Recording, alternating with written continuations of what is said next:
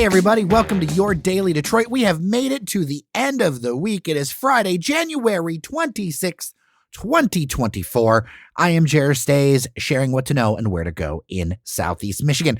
And helping me do that, as he does most every Friday, and the Fridays he doesn't, I am a sad person on the inside. Devon O'Reilly, how are you? Jer, I'm doing pretty good. We're here in the dog days of January, which honestly, when we've talked about like favorite times of year, this is decidedly my least favorite time of year. So I'm just trying to, survive in advance each day at the end of January here. Oh, for sure. And usually we would be at the Daily Detroit studio at Techtown, but there's been a lap of everything going through everybody lately. So we're all playing it safer than sorry. I will say that off air, we're like, yeah, we need to get back into the studio, man. Yeah, I'm really looking forward to that. And I think February will provide hopefully a glimmer of hope for more of that. But, it may have been not as busy of a week personally, but it was a busy week in the news. For sure. We don't have any lack of things to talk about. Yeah, and let's get started with the state of the state. That happened on Wednesday night. Kind of saved this one for you because I know how steeped you are in all things Michigan, whether it's your day job, whether it's your personal passions. And I figured, there are some things in this address to get to, some highlights. I will start out from the beginning saying, number one, and I didn't realize this until I was doing some show prep.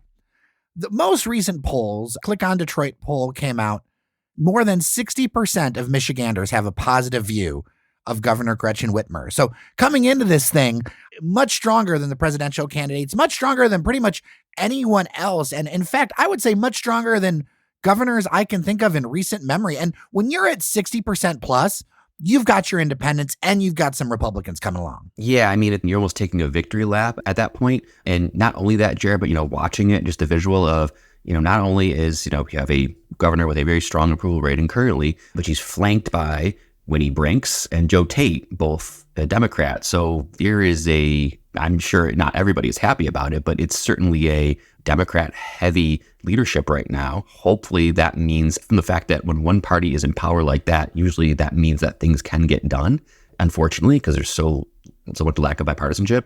So I was interested to hear what she was going to say. I don't think she sprung any new big ideas. I think it was a lot of the meat and potatoes of her campaign and what her platform is all about. It was more, to me, it seemed like more of reinforcement and a little bit of a victory lap saying we've done some of these things. We're going to continue to do the stuff that I've talked about, the last 6 years. I think we'll pull off a couple of pieces, each of us. One, for me, the comment of build, baby, build is a different view for Michigan because historically we're a very NIMBY place, not in my backyard kind of place. Many of our municipalities and some of the people within them are very resistant to building. Part of the issue of why everything's so expensive is that we do not have enough housing being built for that's what's being taken offline or all that kind of stuff. And so she talked about a plan about investing a lot of money into building all kinds of housing, everything from your more dense apartments to single family housing. And I'm interested in this because the reality is most housing booms in this country, they happen because they were subsidized. If you think about what happened after World War II, there was the GI Bill, there was federal subsidies around like all these, quote unquote, affordable homes or whatever that you see all over Metro Detroit. A lot of that was subsidized construction in one way or another. So to see the government get into that, it could be a way to help lower costs because I'll tell you, housing costs are really driving people crazy. And I know a lot of listeners who aren't living where they'd like to live because prices have gotten, skyrocketed. Yeah, it's a complicated conversation because, you could look at Detroit and say, oh my gosh, there's all sorts of available housing. It's kind of a myth. There's not as much housing available. There's housing, but a lot of it is not able to be, right. Like it's not like you have to take a project on. And something that I learned from a realtor friend who I will leave nameless only because I'm not sure if I'm supposed to say this or not, but like most people have no interest in rehabbing a home. Like people watch Exactly. HGTV. I'm somebody who has no problem hanging some drywall, right? I did not realize that most people, they just want to buy it ready to go. And so there's a gap there. Yeah, especially in this housing market and this economy, people, again, despite what they may say in a poll, people have a lot of spending power. They have the ability to afford more quality homes. I think it's kind of dismissive to just say, yeah, we've got homes. What are you talking about? There's homes everywhere, especially if they're, they're family with kids and everything. They want a quality home. They don't want to have something that they have to work on. A lot of these people just want a turnkey house in the suburbs, especially as you go farther out into the suburbs. There is a lack of quality housing. It's creating obviously a very hot market because, when you want to be in a certain city, if you want to live in South Lyon or Novi or whatever it is, it's hard to find housing there, period. And so building in areas in the suburbs makes total perfect sense, creates jobs.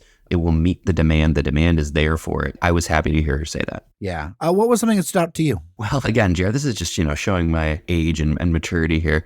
I'm always interested and happy to hear now when politicians, particularly local ones, talk about incentives, tax incentives, credits, things like that for raising a family. So whether it be child tax credits, improving, growing those, whether it be universal PreK, removing barriers for people who just can't afford to get kids in daycare, which is an immense expense. As I learn, I'm learning all this stuff. So I think when we talk about growing Michigan's population, we're talking about bringing more people here or keeping the people here. Affordability and quality of living is huge. And if you can make it easier or you can incentivize raising a family here versus making it more prohibitive, which you could argue much of the current legislature and the current setup of how this is, it's almost prohibitive.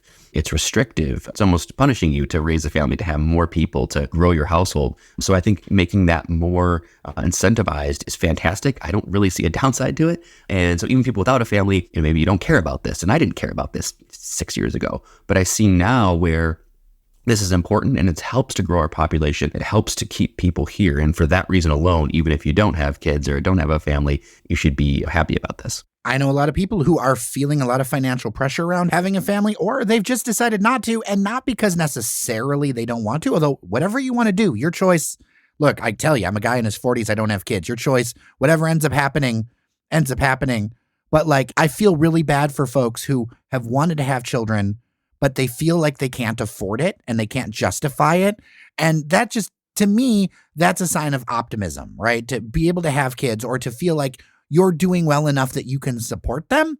That's a sign of optimism. And I think that gets into that general malaise that a lot of millennials have, and some Gen Zs, honestly, around the future, because it's well, if I wanted to have kids, can I even pull it off? And part of it is that cost of healthcare. It's that all the other additional costs that I think, Devon, you're finding as you get into this more. Yeah, exactly. It's one of those things where you see how costly it is and all the things that come up, especially the whole childcare thing. That's huge. And I know I have plenty of colleagues and friends who have small children, and it's a topic that comes up a lot because nobody's really figured it out.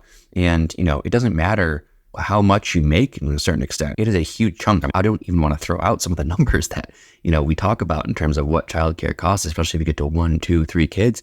But it's not just something where, just someone who's low income can't afford this. And people who are making really good money are having trouble affording childcare and having a job. And it's creating some really tough discussions where one of the parents, both professionals, are saying, well, should I just quit my job and stay home with the kids? Because at that point, it almost evens out the salaries. So I really would like to get away from that. And so you need incentives. You need this universal PreK is a wonderful idea, and I hope it continues to build momentum. But more of this stuff for me. Yeah, I think it all kind of ties together with over time, and maybe when I grew up, it's something where parents were around to watch everybody else's kids, and there would be phone calls down the street or whatever. Oh, hey, Jimmy's down here with so-and-so. And there was a community aspect to that. And I think in a lot of communities now, there just isn't the ability to do that. And even the kinds of neighborhoods to support that don't even exist. And so that has to get put into the private sector or put into, jobs that have to be paid for. Yeah, certainly. I mean, if you have so many more dual income households with both parents working, that becomes a norm, or a lot of single family households with only one parent and they have to be the sole provider. And you don't have that same kind of family structure of grandma lives down the street or, whatnot. I mean, people are very transient. You talked about that with the neighborhoods, millennials and people in that kind of generation are really looking for the best opportunity for themselves and their house and, where they want to live. But that means that you probably are moving farther away from your family and things like that. So yes, absolutely. This is something that I hope Michigan doubles down on. It sounds like this administration is going to double down on it. And we have a very amenable legislature to pass some of this. So going back to what I said initially, not only does the governor want to do some of this stuff, she has the mechanisms and she has the ability to push some of it through. She's not speaking to, a majority Republican Congress who's just going to kind of poo-poo anything that she says. We can get this done. So I'm looking forward to it. I'm optimistic. Especially after April, where it looks like, there's going to be some special elections to replace some seats. And there's a bunch of technicalities with that, but that is something that is ahead to where you're going to see more of this progress in the spring. One thing I wanted to run by you, and I got to admit, I am initially a little sus, and maybe I'm wrong on this, but there is this proposal for a credit or a rebate for buying cars. So, the idea of lowering costs. So $1,000 on a new vehicle, $2,000 on an EV, an additional $500 if it's a union-made vehicle. This is a proposal to try to lower the cost of cars. I get where they're coming from, but I have two thoughts on that. I'm like, if we're going to spend that rebate, why don't we also offer the idea that you could get yourself a free regional transit pass in your area as another alternative? And I also wonder, when you put out rebates or cuts like this, do sometimes the automakers see that and go, oh, well, all of a sudden, I'm gonna stick another $500 on. Like, they're gonna eat that up in another way. So I think it comes from a good place, but I think it could be diversified in the ways that we reach people and the ways that we get around. And then I think also, I just think that sometimes these rebates just get eaten up by dealers or by automakers and things like that. Yeah, absolutely. I think you are spot on, Jer. A lot of times this cost is just going to get passed. I don't think the rebate is a great idea, frankly. I don't think it's the right mechanism to accomplish what they're looking to accomplish. Like you said, there's this very intricate system between dealers and manufacturers and all this sort of stuff that, rebates get passed on. And now what we'll learn is, like, when Ford's running a sale, like, all the dealers have the same deal. And like the days of like shopping around to different dealerships to get like some like sweet deal at a particular one, it's all cut and paste. It's very straightforward. This is the deals we have on this vehicle. This is the deals we have on this vehicle. And if you try and offer a rebate, it's fine, but I think you're absolutely right. The dealer is just going to bake that cost in and see the opportunity to make a little bit more. And then, of course, our pro-transit friends probably are not going to like this idea because trying to get people to buy more vehicles, which you could argue we don't need to have, not really doing anything to promote transit. I don't mind your idea about the pass. Well, if you're going to spend $1,000 anyway, it's actually going to be cheaper in a lot of cases. Yeah, it's a throw-in. So, it's kind of like, sure, you're going to do that. What does a transit pass cost? Now, are you going to convert people who all of a sudden said, actually, I'm just going to, instead of buying a car, I'm just going to get this regional transit pass? No, I don't think that's going to happen. But, you may get a few people to take the plunge and try it. But that's a whole different conversation, getting that adoption. Well, the red flag for me on some of the rebates was, you see all that stuff with the EVs and the federal credit, and all of a sudden, when a vehicle didn't qualify for it, all of a sudden the price dropped to make it more competitive. And like, that's why in my head, I'm like, how much of this is the credit and how much of this is, getting passed around? Because you saw when those vehicles, in order to sell them, they just dropped that credit. I can't imagine they're losing $7,500 on every vehicle, right? Like, I've become suspect of that. Yeah, and you should be. It all gets baked in. I don't think rebates is the right mechanism for that. So, no. The rebuttal from the Republicans, I got to say, it looked like a regional local TV lawyer ad. Yeah, for mesothelioma and victims and compensation settlement. It was so badly produced. The poor guy they chose, he also was probably not the best messenger, but maybe that's the best they got. I don't know. The thing is about it is that with a 60% popular governor, I'd like to see something that's an actual positive message instead of like failed policies. And I know that raising money and like throwing meat to the base is the way things are now. But if Republicans or anyone really wants to have an idea of what to get people excited about, you got to have a positive vision. And that's the thing. Just saying the other guy sucks doesn't do it for me. It never has. And that's one of the things I've appreciated, although I didn't agree with everything. One thing I appreciated about somebody like a Rick Snyder, there was always a vision there. I didn't always agree with it, but there was a vision, and it wasn't as much of, oh, they are terrible. I think that this is a miss in this very blue-purple state for them, but I also get it's going to raise the money, and that's the currency of the realm. Is it going to raise the money? They're basically bankrupt. Michigan GOP is in absolute shambles right now. So, it's almost a little bit pathetic. Like, you almost want to pat them and, oh, they're there. It'll be okay. Maybe you'll get back up on your feet soon. They're in shambles right now. So this is their best effort. It's kind of pathetic. But I agree with you that the way not to do it is to try and, rail against a very popular governor. Most governors hover around a 50% approval rating. She's way outperforming Joe Biden. Objectively, she is one of the more popular governors in the entire country. So railing against her and saying, she sucks and she just doesn't have any good ideas, like, it's not going to ring true for anybody. Maybe you'll get your 33% of the the electorate there. But yeah, I mean, it's not good. There's not much to say, Jared, other than they are in shambles. Maybe they'll get back up, but I don't think they're done getting knocked down, frankly. Well, they got to do something different than they have been, because it works really well for their base, but it's not going to work in the general, It's just not. Absolutely. I mean, looking ahead, I'm sure we'll get into it another time, but they have to get back up because this is going to carry with them into the general election.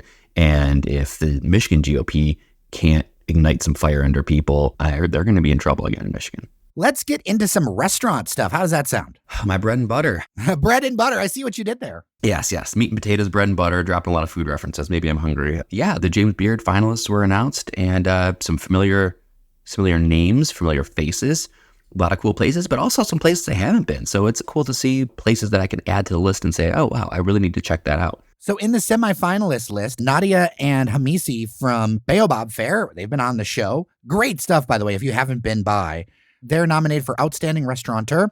Outstanding Restaurant nomination. I want to give a big shout out to this, because Selden Standard has been around a minute, and they continue to set the standard. It's been a minute since I've been, but I'm going to have to go back. I love it when a place that has been around for a while, and it has. It's crazy to think, but you and I remember when Selden opened, but they're the veterans now. Yeah, I was trying to think of when I said this on this podcast, but it hasn't been that long that I declared Selden still the best restaurant in the city of Detroit. Roll the tape. I've said that before. Whenever we're like, my wife and I are looking for like, okay, where's the one place we know we're just going to get a fantastic meal? We've been to all the others. We go back to Selden. It's been 10 years. I'm looking articles in 2014. So this is their 10th year. Yeah, and they keep reinventing themselves. It truly is. I mean, their menu rotates a lot, but at the same time, when you go in there, there's undoubtedly something new on the menu that are just something you want to try. So it's like, if you haven't been back in a year, you haven't been back in more than a year, go back, because there's going to be all sorts of new things on the menu, and it'll be a completely new culinary experience for you. They have an incredible cocktail program. When it's nights, they've got a really great outdoor patio. I believe that they still do brunch, so you can kind of get different experiences depending on the time of year or the time of day. These next three places are places that I know are close to your heart. Best new restaurant, Alpino, which is big hit for them. I'm really happy to see that. Of course, we love the location. Happy to see them getting the recognition. Been there a few times. Just great, hearty food. Couple of Dearborn entrants, which I'm sure you're proud of. Outstanding Bakery, Shatila, and Outstanding Hospitality is Al Tayeb, both in Dearborn. Shatia is an absolute icon in Dearborn. Oh, and the facade is awesome. Like every time I go up there, I'm like, I know where I'm at over on Warren Avenue. It's like a hotel in there. As you walk in, you feel like the water flowing. There's like the palm trees. I feel like I'm in like the the lobby of a Hyatt. It's like super clean. The Hyatt's marble. of baklava. I mean, if people haven't been to Shatia, please go. It's quite an experience. Seriously, it's like there's palm trees, there's water features, there's marble, amazing light fixtures. Like it's a really cool experience, and just amazing array of Lebanese sweets, which again, if people aren't familiar, like really check these out. I mean, it runs the gamut from really chocolate forward stuff to like a lot of fruit and honey. A lot of it draws on French influence for the pastries and the cakes and stuff. And then they have an amazing ice cream. My wife and I love their ice cream. They do a really, really good job. It's actually very unique. It's a really interesting flavor. So their ice cream alone is worthy. El Tayeb, Jer, I have not been to.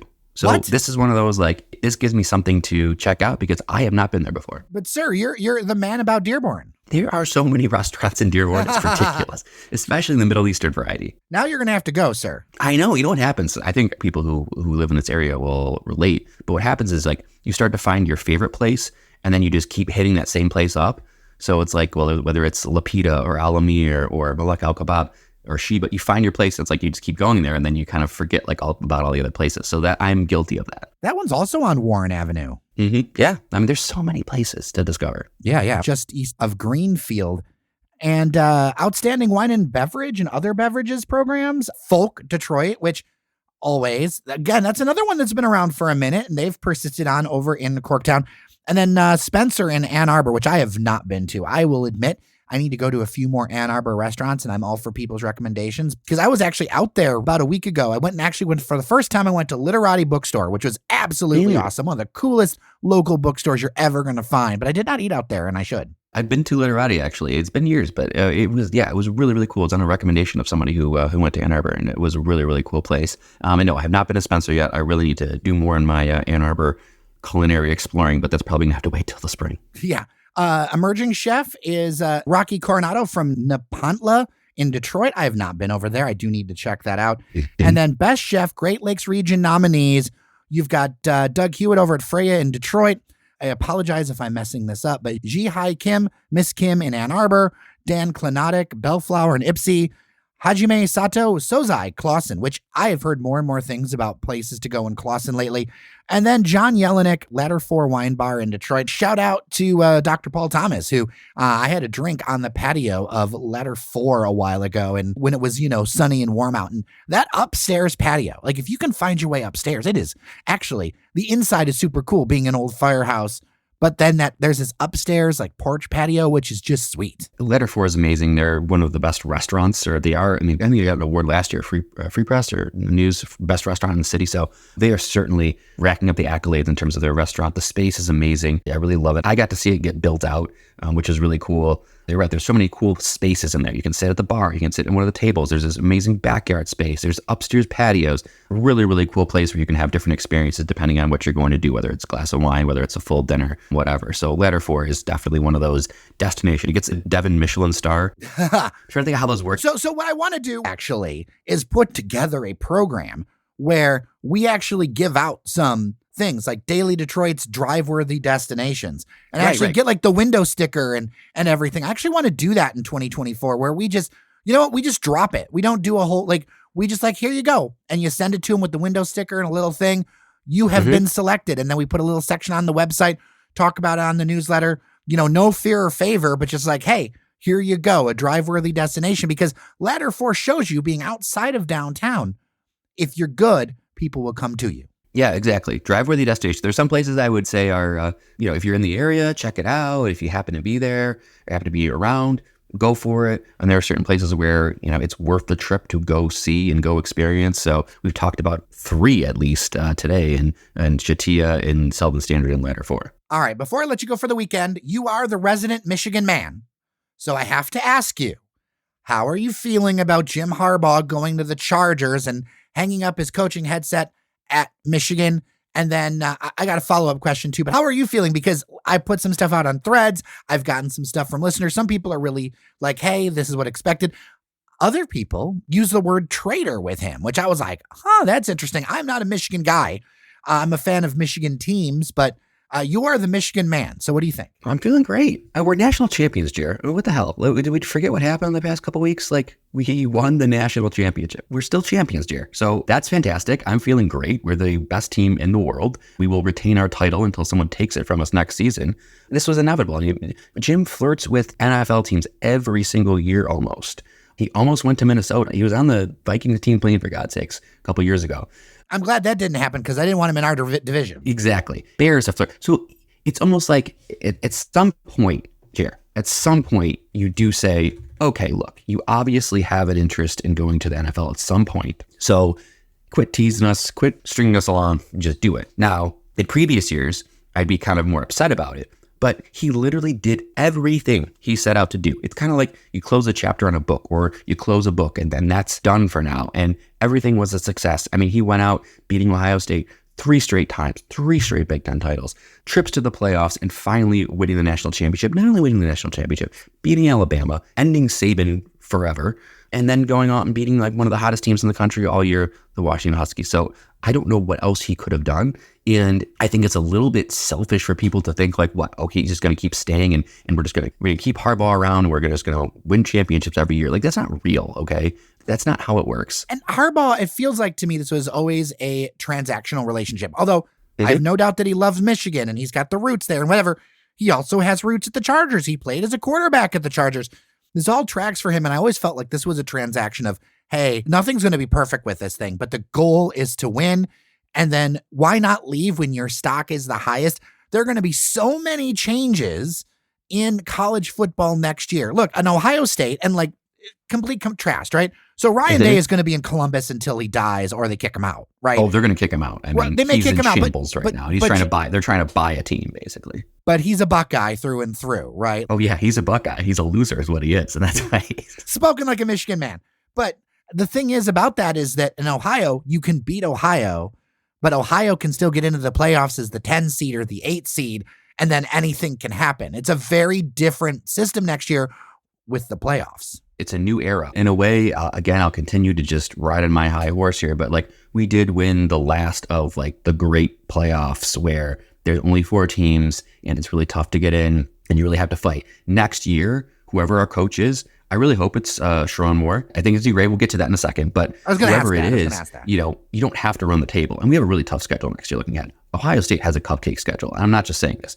We have to play Washington again next year. We have to play Oregon. We have to play USC. And we still have to play Penn State, Ohio. So like this new Big Ten is crazy. So we've got a really tough schedule. I mean, if we go 10-2, maybe even 9-3, we'll still make the playoffs. And now top 12. So we can get into the playoffs. So I think there's a little bit of alleviation where we don't have to go 12-0 next year or 13-0. You know, we could go 10-2 and pretty easily still make a playoff. So there's a little bit of wiggle room there that gives me a little bit of solace. Right. But it also gives a lot of room for upsets because now it becomes down to on any given day, things can go crazy. You know this as a Michigan fan where, you know, there have been games where it's like, how did they do it? Right. Of course, we're picking on Ohio, but then Penn State or some other team that is good but not great, but on that given day changes the whole situation. Look, we still got a lot of champions on this team, Jer. There are still a lot of players who have won an additional championship, and that means something. We've got some really good players coming back. So I'm still very optimistic on it. So Sharon Moore is the guy for you, huh? Yeah, I think so. I think it's the obvious choice. It's a no-brainer. I don't think Jim will take him with him. Jim might take Mike Minter, which would be very sad because our defense is absolutely incredible. We're the best in the nation. But I think Moore is the right choice for a couple of reasons. I mean, he's won, Jer. I mean, let's not forget, this was actually great the way it turned out with Jim being suspended because Sharon had to go out, beat Penn State and beat Ohio State. So like he's already done some things that you ask for in a Michigan coach. Like no offense to Jim, but for a while it was looking real shady there. Yeah, think how long it took Jim to beat Ohio State. It took him a few years. He got his ass kicked a couple times. So like Sharon already has a OSU victory under his belt, which is awesome. So from everything that I've heard, players love him. They love playing for him. He can motivate the players, and that's what it comes down to. Is we've got incredible talent. He can develop players. He can motivate players. They want to play for him. He won't lose. Sometimes when these coaching changes happen, you lose a lot of these players to the transfer portal when you lose the coach because they all came with him or they all came because of him. You keep Sharon, you steady the boat, you keep things steady, and I think you keep a lot of your players who have committed, and I think he'll be great, and you give him a chance. And there's no really big fish out there. There's no somebody you want to really go get. I mean, I've heard of like Brian Kelly from LSU, but he's kind of a dork, and I don't think you want Brian Kelly. So I like Sharon more because he's younger and this whole system is changing and you need younger eyes and the energy for dealing with NIL, for dealing with transfer portal, for going out there and getting what you need to get. You have the ability to take the best of what you had in the last system and say, you know what? This is a new era. I am a new coach. And I'm going to do things the way that I need to do them to win, because at the end of the day, we can complain, we can argue. I'm all for athletes getting paid, by the way. I think a lot of times, they definitely deserve it. And there's been some stuff in the past where it's been very difficult on a lot of these kids. But when it comes to transfer portal, dealing with all that stuff, you need somebody who's like, okay, you know what? This is the way it is. And if we want to win, we have to do these things. Jim Harbaugh would have to change things about Jim to compete in this era. Yes, this is, again, I'm sure some listeners are going to call me delusional, but I don't care. I think I'm making decent enough points in my bias, but Jim was a dinosaur in this world, and he was a figurehead. He was a statue in terms of, just a huge amount of recognition. Everyone knew who he was, but Sharon is more of the generation of the people you want to recruit. And you're talking about trying to recruit 16, 17, 18-year-olds. Jim was a little quirky. He was a little weird. I'm not sure how much he connected directly with some of those kids. They saw him more as like a father or grandfather. Sharon could go in there, and I think that he can recruit absolutely just as well as Jim. He might be able to even do it better. Well, he might have been recruiting the whole time. Exactly. I mean, so I think he can do it even better. And at the end of the day, when he walks into a kid's class or a high school or a home, he's got that giant, or will have, that giant ring on his finger that says national champions. And he can say, realistically, like never before, come here, you can win a title here. So bold prediction. Do you think Michigan is better off with Sharon looking at the future? Yes, I do. Okay. I think we're better off. But as I said, Jerry, it probably won't be reflected in the record. Are we going to go 15-0 next year? I really don't. But I don't think that's going to be the NCAA next year. Right. Jim wasn't going to go 15-0 next year. So no, you won't see that in the record necessarily, but I think you'll see that in, the recruiting, the grit, the emotions the players play with, the motivation. I think you'll see that. So yes, I think they are better off next year and going forward with Sherrone. No distractions from Jim. I mean, the investigation stuff, there may be some lingering things, but they were still going to come after Jim. At least that part's gone. So less distractions as well. Devon O'Reilly, bit of a long episode, but you know what? We had so much to talk about, and it was so good to talk with you. It's good to catch up, my man. It was a hearty episode. A meat and potatoes episode, if you will. A hearty episode, but a good one. Hope people enjoy it. I'm sure we'll get some reactions to it, and got me hungry, so I'm going to have to get some good food this weekend. Maybe I'll check out Altab. I plan on going back out to Ann Arbor for a couple of things, so I know we have listeners and members out that direction. dailydetroit@gmail.com. If there are places that I really need to check out, like I haven't eaten in Ann Arbor in a while, so if there's someplace I really need to go, let me know, because I do enjoy traveling around the region and going to different places, and I'm all for it. So with that, I am Jer Stays. And I'm Devon O'Reilly. Remember to leave 5 stars on your favorite podcast app. Remember that you are somebody, and we'll talk to you next week.